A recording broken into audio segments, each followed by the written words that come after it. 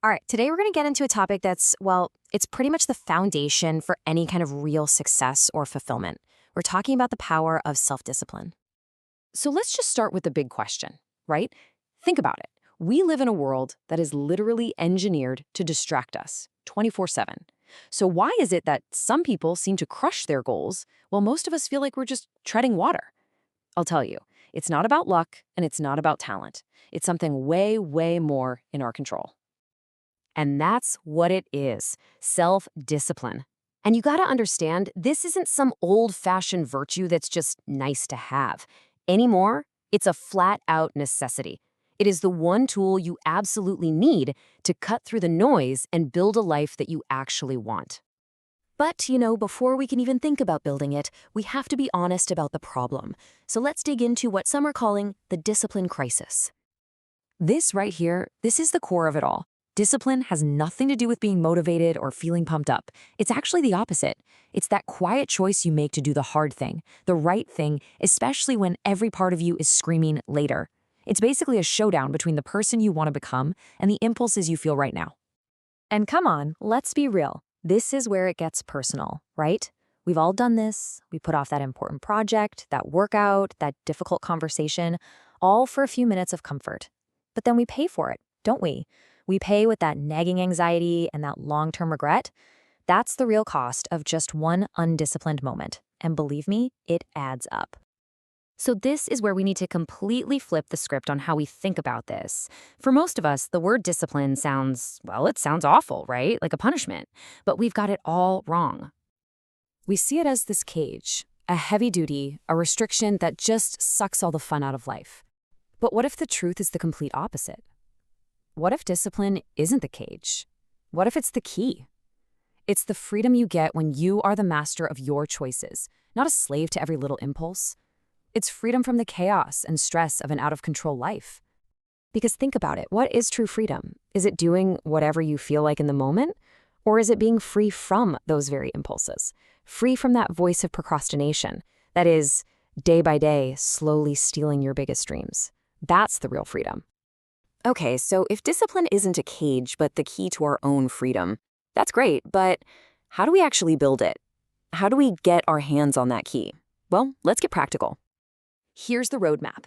It's a 6-step process, not some magic trick. First, you start with clarity. You have to know why you're doing this. Then, step 2, you start small, super small. Step 3 is about setting up your world for success.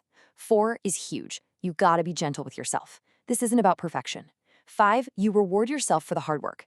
And finally, step 6 is where it all comes together. You change how you see the entire concept. And we have to start at step 1. Before you do a single thing, you have to ask yourself, why?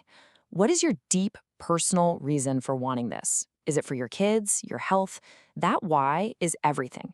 It's the anchor that's going to hold you down when your willpower inevitably starts to fade.